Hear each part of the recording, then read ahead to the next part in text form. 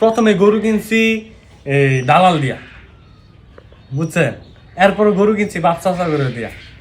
কিন্তু যখন নিজে নিজে আইডিয়া করতে পারছি, যখন যত কম দামে, এখানে সবচাইতে হইলো আপনি যদি কিনে না জিতেন বেচা জিততে পারতেন না, কিনে জিততে হইলো। প্রথমে দালাল দিয়ে কিনছি, এক গরুতে খেলেছি 20,000। দালালের কি মা বাবা আছে নাকি? না। হ্যাঁ, সে যত হয় ততই।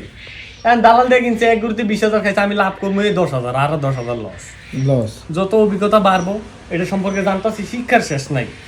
যেমন আমি এখনো শিখতেছি, বুঝছেন? এখনো আমি শিখতেছি যে আমি কিভাবে ক্ষুদ্রা আমি অ্যাড করলাম, কিভাবে ক্ষুদ্রা না খাওয়াইলে গ্যাস না হইতাছে, এগুলা কিন্তু আমি একদিনই শিখি নাই, আমার অনেক দিন লাগছে। কত বছরে খামার সেক্টর আছো? আমি 2017 সালের থেকে শুরু করছি। আচ্ছা, প্রথম তো কিন্তু এত কিছু জানা ছিল না, অবশ্য ডাক্তার দিয়ে এগুলো কাজ করা ডাক্তার দিয়ে করাইছি। কিন্তু এখন কি অবস্থা, ডাক্তার লাগে এখন? না, আজকে 6 বছর ডাক্তার আসে না আমার খামারে। 6 বছর আমার এলাকায় আসে না। কোথাও এলাকায় আসে না মানে কি? এলাকা কি লিজ নিয়ে নিছো নাকি? না না না, তাইলে না, আমি আলহামদুলিল্লাহ কিছু চিকিৎসা করলে কোনো টাকা পয়সা নেই না। মানে এলাকা থেকে চিকিৎসা করো? এলাকায় যে যারা আমার বাপ চাচারা আছে তারা ডাইকা লয়ে যায়, যেহেতু জানে।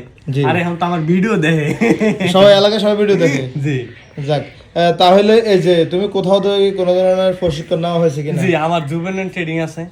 এখন কুরবানির পর আমি এই টেকনিশিয়ানের ট্রেডিং করতে যাইতেছি, কুরবানির 3 মাস পরে। কোথায় যাবে এটা? ঢাকা সাভারে, এসিএর থেকে।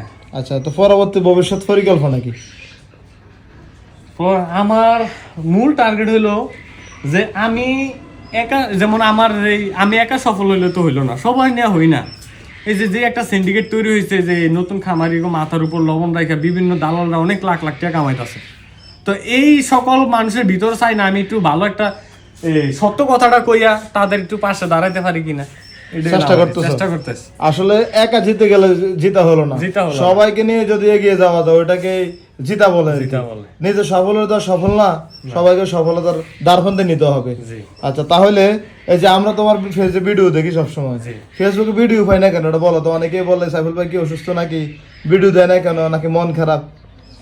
না, যেমন একটা গোবর কাছাইছি না, জি, এই গোবরটা কাছানো আমার লাগে। আমার এখানে কোনো মানুষ নেই, সব আমি নিজে, কয়েল পাখি, কৃষিকাজ সব আমি নিজেই। এবং যখন এই সব কাজ করতে আমার একটু আলিশ লাগে না, যখন ভিডিও বানাইতে যাই তখন আলিশ লেগে যায়, তখন ওই যে আর ভালো লাগে না, মানে বিছনায় পড়লা আর কিছু ইয়া থাকে। এটাই আসলে শরীরের তো একটা রেস্টের দরকার, কারণ এই সারাদিন মাঠে যে পরিশ্রম এগুলো কিন্তু খুবই হার্ড পরিশ্রম।